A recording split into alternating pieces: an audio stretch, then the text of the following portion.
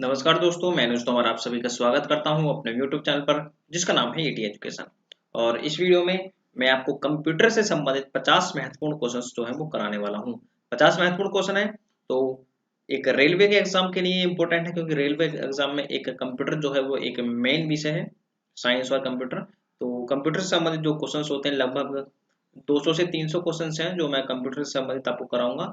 और इन्हीं में लगभग आपका जो कंप्यूटर का सिलेबस समाप्त हो जाएगा। बाकी जो करंट अफेयर्स की बुक आप पढ़ते रहिए, उसमें जो नए नए क्वेश्चन आते रहते हैं आप उनको भी ध्यान में रखिए। ठीक है, तो पहला क्वेश्चन हमारा है कि निम्नलिखित में से किसे कंप्यूटर का पितामह कहा जाता है। तो कंप्यूटर का पितामह बोला जाता है चार्ल्स बेबेज को। इन्होंने ही सबसे पहले कंप्यूटर बनाया था जिसका नाम था अबेकस। अबेकस उस कंप्यूटर का नाम था। ये इस तरीके से कुछ कंप्यूटर था, इस तरीके से।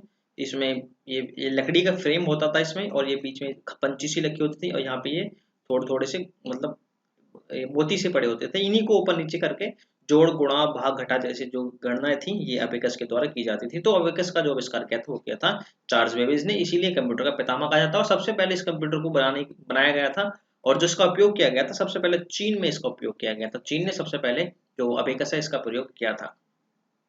नेक्स्ट है कि कंप्यूटर के विकास में जो सर्वाधिक योगदान दिया है वो किसने दिया है। तो सबसे ज्यादा जो योगदान दिया है वो दिया है वॉन न्यूमैन ने। Option D, von Neumann. जो आधुनिक कंप्यूटर होता है उसको बनाने में वॉन न्यूमैन का बड़ा हाथ है। ठीक है, नेक्स्ट है कि प्रथम अंकीय कंप्यूटर के ब्लूप्रिंट के विकास में जो सर्वाधिक योगदान है वो किसका है। ठीक है, जो प्रथम अंकीय कंप्यूटर था, मतलब जिसको अंकों से, जैसे आज के कंप्यूटर होते हैं उस पर भी अंक लिखे होते हैं, उसका नाम था ब्लूप्रिंट। उसके विकास में जो योगदान दिया था वो किसने दिया था। तो ब्लूप्रिंट जो कंप्यूटर है उसका योगदान दिया था चार्ल्स बेबेज ने। ठीक है, ब्लूप्रिंट कंप्यूटर। नेक्स्ट है कि सर्वप्रथम आधुनिक कंप्यूटर की खोज जो थी वो कब हुई थी। तो आधुनिक कंप्यूटर की जो खोज हुई थी सबसे पहले वो हुई थी 1946 में। ऑप्शन ए, 1946 में सबसे पहले आधुनिक कंप्यूटर की खोज हुई थी। जो आज के कंप्यूटर होते हैं जैसे वर्तमान स्वरूप होता है, तो 1940 में सबसे पहले वर्तमान स्वरूप के कंप्यूटर की खोज होती। और नेक्स्ट क्वेश्चन है हमारा कि जो कंप्यूटर की भौतिक बनावट होती है उसे क्या बोलते हैं। ठीक है, जो भौतिक बनावट मतलब जैसे कि होता है माउस माउस माउस रहने दीजिए, मान लीजिए मॉनिटर। मॉनिटर जो स्क्रीन होती है, इसके अलावा हम मान सकते हैं सीपीयू, क्योंकि ये भी तो बनावटी होती है, यूपीएस। इसके अलावा जो आपके कीबोर्ड होती है, कीबोर्ड, और आपका जो पेन ड्राइव होती है, सभी को मान के ये जो बाहरी बनावट होती है, भौतिक मतलब जो बाहर की बनावट होती है उसको हम बोलते हैं हार्डवेयर। ठीक है, ऑप्शन बी हार्डवेयर। जबकि जैसे कि होती है हमारा पेंट, ठीक है, और वर्ड पैड, नोट पैड, ठीक है, एक्सेल, ये जो होते हैं इन्हें सभी को बोलते हैं हम सॉफ्टवेयर। ठीक है, तो जो भौतिक बनावट होती है जिससे कंप्यूटर बना होता है वो हार्डवेयर होता है, जबकि जो कंप्यूटर के अंदर कार्य करते हैं सॉफ्टवेयर उनको बोलते हैं हम सॉफ्टवेयर। जैसे कि पेंट होता है, वर्ड पैड, और नेट नोट पैड होता है, एक्सेल होता है, बहुत सारे सॉफ्टवेयर होते हैं, सभी जो होते हैं वो सॉफ्टवेयर के अंतर्गत आते हैं। नेक्स्ट है कि कंप्यूटर के संचालन में प्रयुक्त प्रोग्राम, नियम तथा कंप्यूटर क्रियाओं से संबंधित अन्य लिखित सामग्री को क्या कहते हैं। ठीक है, तो उनको हम बोलते हैं सॉफ्टवेयर। ठीक है, मतलब कंप्यूटर के अंदर जितने प्रोग्राम होते हैं, प्रोग्राम मतलब जो भी हमने कोई फाइल लिखी है वो सब सॉफ्टवेयर है। जो मतलब कोई भी हमारा सॉफ्टवेयर तो सॉफ्टवेयर होती है, लेकिन जो हमने फाइल वगैरह लिखी है, जो हमारे अंदर सारा डेटा है वो सारा जो है सॉफ्टवेयर के अंतर्गत ही आता है, सॉफ्टवेयर। नेक्स्ट है कि कंप्यूटर का नियंत्रित भाग कौन सा, मतलब कौन सा भाग है जो कंप्यूटर को नियंत्रित करता है। तो वो है सीपीयू, सेंट्रल प्रोसेसिंग यूनिट, इसका पूरा नाम है सेंट्रल प्रोसेसिंग यूनिट। और सीपीयू को कंप्यूटर का दिमाग भी बोलते हैं और कंप्यूटर का नियंत्रित भाग भी बोलते हैं। नेक्स्ट है कि वह हार्डवेयर डिवाइस कौन सी है जिसे आमतौर पर कंप्यूटर का ब्रेन कहते हैं। ठीक है, कंप्यूटर का ब्रेन मतलब कंप्यूटर का दिमाग किसे बोलते हैं, तो बोलते हैं सीपीयू को। Option C, central processing unit, option C. और नेक्स्ट क्वेश्चन है हमारा कि कंप्यूटर का जो सबसे महत्वपूर्ण भाग है वो कौन सा है। तो सबसे महत्वपूर्ण भाग कौन सा है कंप्यूटर का, तो वही है CPU, option A, CPU. Next है कि कंप्यूटर हार्डवेयर जो आंकड़ों की बहुत बड़ी मात्रा को भंडार में रखा जाता है उसे क्या बोलते हैं। ठीक है, मतलब जो कंप्यूटर होता है, जो कंप्यूटर के जो आंकड़े रहते हैं, कोई भी डेटा है वो किस में सेफ रहता है, तो वो सेफ रहता है चिप में। ऑप्शन बी, जैसे कि मोबाइल में भी जो सारा डेटा होता है वो चिप में रहता है। ठीक है, माइक्रो चिप जो होती है। तो सारे जो हार्डवेयर, जो मतलब जो कंप्यूटर के हार्डवेयर के जो आंकड़े होते हैं वो सारे चिप में होते हैं। Option B, chip. और नेक्स्ट क्वेश्चन है, ये थोड़ा धुंधला रहा है इसके लिए माफी चाहूंगा। तो 11वां क्वेश्चन है कि इंटीग्रेटेड सर्किट चिप का जो विकास किया था वो किसने किया था। तो जो सर्किट इंटीग्रेटेड सर्किट चिप होती है, पहली बात तो ये सिलिकॉन की बनी होती है, जो इसके ऊपर जो मतलब धातु लगी होती है वो सिलिकॉन लगी होती है, और दूसरा इसका जो आविष्कार क्या था वो क्या था, GM किल्बी ने। Option C, GJM Kilby. Next है कि इंटीग्रेटेड जो चिप होती है आईसी पर किसकी परत होती है, तो आईसी परत होती है, मैं आपको बताया था सिलिकॉन की। Option A silicon. नेक्स्ट है कि चुंबकीय डिस्क पर किस पदार्थ की परत होती है, जो डिस्क होती है चुंबकीय डिस्क उस पर जो परत बनी होती है वो किस पदार्थ की होती है, तो वो होती है आयरन ऑक्साइड की। Option A iron oxide. Next है कि कंप्यूटर की किसी शब्द की जो लंबाई मापते हैं वो किस में मापते हैं। ठीक है, तो इंपॉर्टेंट क्वेश्चन है कि कंप्यूटर में कोई भी शब्द है उसकी जो हम लंबाई मापते हैं वो मापते हैं बिट में। ठीक है, बिट में, और 8 बिट में होते हैं 1 बाइट। ठीक है, एक मतलब 8 बिट में जो है 1 बाइट होता है, ये ध्यान रखना है। और जो कोई भी शब्द है उसकी जो लंबाई मापते हैं हम वो मापते हैं बिट में। बिट छोटा होता है और बाइट जो होता है बड़ा होता है। और नेक्स्ट क्वेश्चन है हमारा कि मेगाबाइट से क्या मापते हैं। मेगाबाइट क्या होता है, एमबी, जिसे हम एमबी बोलते हैं ना, कितना एमबी का है, तो मेगाबाइट से मापी जाती, क्या मापा जाता है मेगाबाइट, तो जो मेगाबाइट होती है उससे मापते हैं हम कंप्यूटर की क्षमता, कि कंप्यूटर में जो स्मृति क्षमता है, जो स्टोरेज क्षमता है वो कितनी है, तो स्टोरेज क्षमता को हम मापते हैं एमबी में। नेक्स्ट है कि स्टोरेज माध्यम की इकाई जो है वो क्या है। ठीक है, स्टोरेज माध्यम की इकाई क्या है जिसमें हम मतलब स्टोरेज मापते हैं, तो वो है आपका बाइट। ठीक है, बाइट। और बग क्या होता है, बग मैं आपको बता देता हूँ। बग होता है कोई भी मिस्टेक। ठीक है, कोई भी एरर, जो एरर होता है ERROR एरर, कोई भी कंप्यूटर या मोबाइल में एरर हो जाता है तो उसको बोलते हैं हम बग। नेक्स्ट है कि 1024 बाइट जो है वो किसके बराबर होते हैं, 1024 जो बी होते हैं वो होते हैं 1 MB के बराबर। ठीक है, 1 MB इक्वल टू 1024 बाइट। और नेक्स्ट क्वेश्चन है हमारा कि किसी भी प्रोग्राम में बग क्या होता है। ठीक है, मैंने आपको बताया था बग क्या होता है अभी, तो बग क्या होता है, तो बग होता है एरर यानी कि मिस्टेक। नेक्स्ट है कि मेमोरी शब्द जो है किससे संबंधित है, तो मेमोरी का जो मतलब मेमोरी जो है वो किस संबंधित है, मेमोरी होती है हमारी जो स्टोरेज होती है। ऑप्शन डी, तो कितनी स्टोरेज है हमारे मोबाइल में, कंप्यूटर में, तो उसी को बोलते हैं कितनी मेमोरी है। मेमोरी का मतलब होता है स्टोरेज। और नेक्स्ट क्वेश्चन हमारा कि अधिकांश वेबसाइटों का मेन पेज होता है जो वेबसाइटों के शेष पृष्ठों के लिए द्वार मार्ग का काम करता है। ठीक है, हम सभी जानते हैं कोई भी वेबसाइट आप खोलोगे ओपन करोगे तो उसका एक मेन पेज होता है, सबसे जो पहले खुलता है। ठीक है, उसके अंदर ही आप क्लिक करके उसके वेबसाइट के अंदर जा सकते हो। तो सबसे जो पहला पेज होता है वेबसाइट का उसे बोलते हैं हम होम पेज। होम, होम या फिर होम पेज। ठीक है, तो उसे क्या बोलेंगे हम, होम पेज। जो पहला वेबसाइट का जो पहला पेज होता है उसको बोलते हैं हम होम पेज, और वहीं से अंदर जाने के जो मार्ग है वो खुलते हैं। नेक्स्ट है कि सर्वाधिक शक्तिशाली कंप्यूटर जो है वो कौन सा है, तो सबसे शक्तिशाली कंप्यूटर है हमारा super computer. Option A super computer जो होता है वो सबसे शक्तिशाली होता है। और जो विश्व का सबसे पहला सुपर कंप्यूटर था उसका नाम था K1S। जो विश्व का सबसे पहला कंप्यूटर था ये अमेरिका के द्वारा बनाया गया था, और जो सबसे तेज चलने वाला सुपर कंप्यूटर है वर्तमान में वो है चीन के पास। ठीक है, और जो क्रे के 1S जो सबसे पहला सुपर कंप्यूटर था जो कि अमेरिका ने बनाया था, और चीन के पास सबसे तेज चलने वाला सुपर कंप्यूटर है। नेक्स्ट क्वेश्चन हमारा कि डिजिटल कंप्यूटर जो है वो किस सिद्धांत पर कार्य करता है। जो आज के डिजिटल कंप्यूटर होते हैं वो करते हैं गणना के सिद्धांत पर कार्य। ध्यान रखना, डिजिटल कंप्यूटर जो होते हैं वो गणना के सिद्धांत पर कार्य करते हैं। ये क्वेश्चन थोड़ा इंपॉर्टेंट है और एग्जाम में आया हुआ भी है। और नेक्स्ट क्वेश्चन है हमारा कि सर्वाधिक तेज गति से प्रिंटर है, मतलब जो सबसे तेज गति से प्रिंटर निकालता है उस प्रिंटर का नाम क्या है, तो सबसे जो बेटर प्रिंटर होता है उसे बोलते हैं लेजर प्रिंटर, जो होता है सबसे तेज गति से कार्य करता है। नेक्स्ट है कि सुपर कंप्यूटर अन्य कंप्यूटर के संदर्भ में कितना भिन्न होता है, मतलब जो सुपर कंप्यूटर होता है वो अन्य कंप्यूटर से कितना अलग होता है, तो वो सभी चीज में अलग होता है। मतलब परिकलन क्षमता और बृहत स्मृति भंडार, मतलब उसमें जो क्षमता होती है कार्य करने की वो भी ज्यादा होती है, और जो उसमें स्टोरेज होता है सुपर कंप्यूटर का वो भी अन्य कंप्यूटरों से ज्यादा होता है।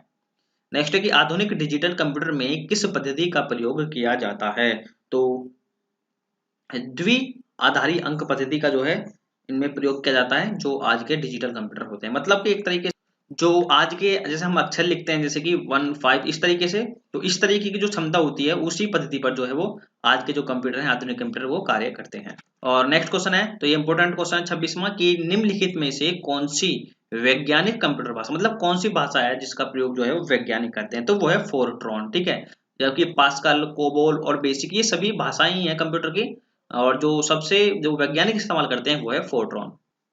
ठीक है, तो जो फोरट्रॉन है वो एक वैज्ञानिक भाषा। जैसे कि नेक्स्ट क्वेश्चन है हमारा कि कंप्यूटर भाषा फोरट्रॉन का प्रयोग जो होता है वो किस क्षेत्र में होता है, तो जैसे कि हमने अभी किया था, तो विज्ञान की भाषा है फोरट्रॉन। नेक्स्ट है कि कंप्यूटर भाषा कोबोल का जो प्रयोग होता है कोबोल का प्रयोग किस लिए किया जाता है, किसके रूप में किया जाता है? तो व्यावसायिक कार्य जो होते हैं, जो मतलब व्यापारिक कार्य जो होते हैं उनको करने के लिए कोबोल भाषा का प्रयोग किया जाता है। और नेक्स्ट क्वेश्चन है हमारा, देखिए ये थोड़ा क्लियर नहीं आ रहा, इसको मैं चाहूंगा, किस भाषा का प्रयोग जो है वो वाणिज्यिक कार्यों में किया जाता है, व्यापारिक कार्यों में किया जाता है? तो अभी हमने किया था तो वो था कोबोल। नेक्स्ट क्वेश्चन है हमारा कि प्रोग्राम हेतु सर्वप्रथम विकसित की गई जो कंप्यूटर भाषा थी वो कौन सी थी, जो सबसे पहले प्रयोग की गई थी? तो सबसे पहले जो प्रयुक्त हुई थी वो हुई थी आपकी फोर्ट्रॉन भाषा, जो वैज्ञानिक भाषा है, ऑप्शन ए फोर्ट्रॉन, इसी का प्रयोग सबसे पहले किया गया था प्रोग्राम हेतु। नेक्स्ट है कि अंग्रेजी भाषा के समान उच्च स्तरीय कंप्यूटर भाषा कौन सी है? जैसे कि एक अंग्रेजी भाषा है, बहुत ही मतलब हाई लेवल लैंग्वेज है, उसी तरीके से ऐसी कंप्यूटर की भाषा कौन सी है? तो वो है कोबोल। ठीक है, कोबोल ये व्यापारिक भाषा है, और जैसे कि इंग्लिश जानते हैं भाई, इंग्लिश जो है इंटरनेशनल लैंग्वेज है, उस तरीके से कोबोल जो है वो भी कंप्यूटर के क्षेत्र में इंटरनेशनल लैंग्वेज है, जो कि अलग अलग देशों के बीच व्यापार के लिए इस्तेमाल होती है। देखिए, ठीक है, जैसे कि 29वां क्वेश्चन था कि वाणिज्यिक कार्यों के लिए कौन सी भाषा इस्तेमाल की जाती है, तो वो कोबोल है। नेक्स्ट है कि किस भाषा में सर्वाधिक उपयुक्त डॉक्यूमेंट्स संभव हैं? तो किस भाषा में अधिक से अधिक हम अच्छे से अच्छे डॉक्यूमेंट्स बना सकते हैं? तो वो भाषा है कोबोल, ऑप्शन बी कोबोल। तो कोबोल बहुत ही इंपॉर्टेंट है, ठीक है, मतलब ये जो वाणिज्यिक कार्य होते हैं, जो व्यापारिक कार्य होते हैं, उनमें इस्तेमाल होती है कोबोल भाषा। और नेक्स्ट क्वेश्चन है हमारा कि फोर्ट्रॉन, एल्गोल, पास्कल आदि भाषाओं को सीखने के लिए किस भाषा को नींव का पत्थर कहा जाता है? मतलब यदि देखिए सब उच्च स्तरीय भाषाएं हैं, फोर्ट्रॉन और एल्गोल और पास्कल, ये सारी उच्च स्तरीय भाषाएं हैं, लेकिन इनको सीखना इतना आसान नहीं है। तो मतलब यदि इन हाई लेवल लैंग्वेजों को हमने सीखना है तो सबसे पहले हमें कौन सी लैंग्वेज सीखनी पड़ेगी, ताकि जो अन्य भाषाएं हैं, जो उच्च स्तरीय भाषाएं हैं, उन्हें आसानी से सीख सकें। तो जो बेसिक लैंग्वेज होती है, ऑप्शन बी बेसिक, क्योंकि बेसिक नाम से पता चलता है, बेसिक मतलब आधार, यदि बेसिक हम अच्छी तरीके से सीख लेते हैं तो फोर्ट्रॉन, अल्गोल और जो पास्कल जैसी उच्च स्तरीय भाषाएं हैं, इन्हें आसानी से सीख सकेंगे।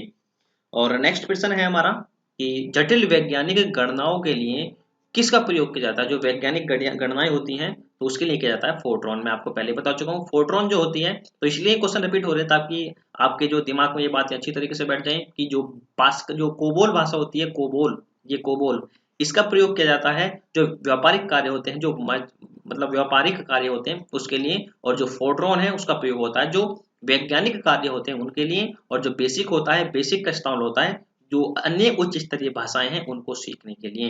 तो मतलब अलग अलग भाषाएं जो होती हैं इन्हें आप अच्छी तरीके से सीख जाएं, इसलिए बार बार क्वेश्चन जो है वो रिपीट होते हैं। नेक्स्ट है कि बेसिक भाषा का प्रयोग निम्न में से किस कार्य के लिए किया जाता है?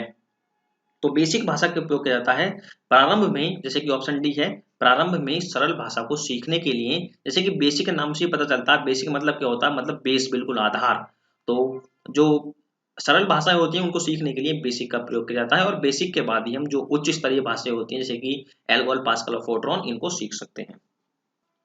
और नेक्स्ट क्वेश्चन है हमारा कि कंप्यूटर भाषा जावा, जो जावा है, जावा के आविष्कारक कौन थे? जब जावा भाषा होती है, जिसे जावा स्क्रिप्टिंग होती है ना, वो समझ में नहीं आती आपके, आप यदि उसको पढ़ेंगे तो यूं इस तरीके से, मतलब उल्टे सीधे अक्षर बने होते हैं, और आप उसको समझ नहीं पाएंगे जावा स्क्रिप्टिंग जो होती है, लेकिन जब उसको आप वैसी लैंग्वेज इंग्लिश में कन्वर्ट करते हो तो आपको समझ में आती है। तो जो जावा लैंग्वेज होती है उसका जो आविष्कार किया था वो किया था सर माइक्रो सिस्टम ने, option C, Sun Micro System ने ही जो जावा लैंग्वेज है उसका आविष्कार किया था, जावा स्क्रिप्टिंग जो होती है। और नेक्स्ट है हमारा कि अधिकतर कंप्यूटर जो होता है वो समझ सकता है, जो कंप्यूटर होते हैं अधिकतर कौन सी भाषा समझ सकते हैं? तो वो अंग्रेजी भाषा जो है सबसे बढ़िया समझते हैं, तो ऑप्शन ए अंग्रेजी भाषा और सदृश से उच्च स्तरीय भाषाएं, ठीक है, अंग्रेजी भाषा और जो अंग्रेजी के मतलब अंग्रेजी की तरह ही उच्च स्तरीय भाषाएं हैं उनको कंप्यूटर अच्छी तरीके से समझता है। नेक्स्ट क्वेश्चन हमारा कि कंप्यूटर ग्रिड होता है, कंप्यूटर ग्रिड क्या होता है दोस्तों? तो कंप्यूटर ग्रिड होता है, ऑप्शन बी, एक सॉफ्टवेयर संरचना जिसमें कई अभिकलन जो हैं प्रतिष्ठान जुड़े होते हैं। मतलब कंप्यूटर ग्रिड मतलब एक तरीके से आपने देखा होगा कि एक कंप्यूटर है, ठीक है, वो एक कंप्यूटर ही जो होता है, आप मतलब 10 प्रिंटर से ही अपना अलग अलग निकाल सकता है कि इस प्रिंटर से निकालना है प्रिंट, इससे निकालना है, इससे निकालना है, इससे निकालना है। तो ये जो अलग अलग जो डिवाइस हैं जो जहां पर इससे कनेक्ट होते हैं उसी को बोलते हैं कंप्यूटर ग्रिड, ठीक है, जो मतलब एक ही कंप्यूटर है वो अलग अलग जुड़े होते हैं उससे, उसी को बोलते हैं कंप्यूटर ग्रिड। और नेक्स्ट क्वेश्चन हमारा कि विंडोज सॉफ्टवेयर का निर्माण किसने किया था? जो विंडो होती है कंप्यूटर, विंडो 7, विंडो 8, विंडो 10, उसका जो आविष्कार किया था वो किसने किया था? तो वो क्या था विंडो का आविष्कार? माइक्रोसॉफ्ट ने, ठीक है, माइक्रोसॉफ्ट, यानी इसमें कोई भी आंसर नहीं है, इसका आंसर है ऑप्शन डी, माइक्रोसॉफ्ट नहीं। जो माइक्रोसॉफ्ट है, बिल गेट्स जिसके संस्थापक है माइक्रोसॉफ्ट कंपनी के, जो विंडो का निर्माण किया था वो उन्होंने किया था। विंडो। नेक्स्ट है कि ओरेकल क्या है, ठीक है, ये अच्छा क्वेश्चन है। ओरेकल क्या है, तो ओरेकल क्या है, एक सॉफ्टवेयर है, डाटाबेस सॉफ्टवेयर होता है ओरेकल। ये क्वेश्चन आ जाते हैं इस तरीके से एग्जाम में। नेक्स्ट है कि कौन सा सॉफ्टवेयर शब्द संसाधन का प्रयोग किया जा सकता है, ठीक है, मतलब शब्द संसाधन में मतलब एक तरीके से जैसे मैं अब टाइपिंग करता हूं, तो टाइपिंग करने में जो होता है वो कौन सा सॉफ्टवेयर का इस्तेमाल किया जाएगा टाइपिंग करने के लिए। तो देखिए, पेज मेकर भी सही है, जो हम पेज बना लेते हैं अपना, वर्ड स्टार भी सही है, और एमएस वर्ड भी सही है। इसके अलावा नोट पैड भी होता है, नोट पैड, मतलब बहुत सारे सॉफ्टवेयर होते हैं जिसके अलावा जिसमें हम अपने जो शब्द संसाधन में मतलब प्रयोग कर सकते हैं, शब्द लिखने में प्रयोग कर सकते हैं। तो इसका जो आंसर है वो है ऑप्शन डी, इनमें से सभी को लिखने के लिए हम प्रयोग किए जा कर सकते हैं। पेज मेकर भी होता है, वर्ड स्टार होता है, एमएस वर्ड भी होता है, नोटपैड भी होता है, हालांकि पेंट में भी हम लिख सकते हैं। तो मतलब बहुत सारे ऐसे हैं जहाँ पे हम लिख सकते हैं। और नेक्स्ट क्वेश्चन है हमारा 44वां कि निम्नलिखित में से कौन सा कंप्यूटरों को टेलीफोन लाइनों का प्रयोग करके डाटा अंतरित करने की अनुमति देता है, ठीक है, मतलब टेलीफोन लाइनों के साथ जो हमारे हमें डाटा मिलता है वो मतलब उसमें कौन हेल्प करता है, तो उसमें हमारी हेल्प करता है मॉडम। जो मॉडम लगा होता है इस तरीके से, जो होता है ना मॉडम, जो मतलब कंप्यूटर में लगा होता है, जो नेट चलाने के लिए जो होता है मॉडम, तो वही होता है जो मतलब जो हम एक तरीके से मतलब टेलीफोन लाइनों से कनेक्ट होकर नहीं लेते, जैसे कि वो जो वाईफाई लगा होता है एक तरीके से वाईफाई, तो इस तरीके से ही वो मॉडम हेल्प करता है उसमें। और नेक्स्ट क्वेश्चन है हमारा कि कंप्यूटर साक्षरता दिवस जो होता है वो कब मनाया जाता है, तो सभी जानते हैं कंप्यूटर साक्षरता दिवस मनाया जाता है 2 दिसंबर को। नेक्स्ट है कि एक बाइट जो होता है वो कितने बिट में बनता है, तो मैंने आपको पहले बताया था जो एक बाइट होता है इजिकल टू होता है 8 बिट, ठीक है, ऑप्शन सी, एक बाइट में होते हैं 8 बिट। नेक्स्ट कि भारत में सिलिकॉन वैली जो है वो कहाँ स्थित है, हालांकि सिलिकॉन वैली एक शहर है सिलिकॉन वैली, और ये अमेरिका में है, लेकिन जो भारत की सिलिकॉन वैली है उसे बोलते हैं बेंगलोर को, ऑप्शन ए, बेंगलोर को कहा जाता है सिलिकॉन वैली भारत की। नेक्स्ट है कि पहला सक्रियात्मक इलेक्ट्रॉनिक अंकीय कंप्यूटर कौन सा था, ठीक है, तो इलेक्ट्रॉनिक कंप्यूटर कौन सा था सबसे पहला, तो उस कंप्यूटर का नाम था एनी 1, ऑप्शन ए, एनी 1 पहला इलेक्ट्रॉनिक कंप्यूटर था। तो डेट्स इट, इस वीडियो में इतना ही था। और वीडियो अच्छी लगी तो वीडियो को लाइक करें, कुछ कहना चाहते हैं तो कमेंट करें, और चैनल को सब्सक्राइब नहीं किया तो सब्सक्राइब करें, और सब्सक्राइब करने के बाद जो घंटे का निशान आता है उसको जरूर दबाएं। घंटे का निशान दबाना बिल्कुल ना भूलें, क्योंकि तभी आपको वीडियो को नोटिफिकेशन मिलेगा, वरना नहीं मिलेगा। तो वीडियो में इतना ही था, अच्छी लगे तो लाइक जरूर करें। तो वीडियो में इतना ही है, देखने के लिए धन्यवाद।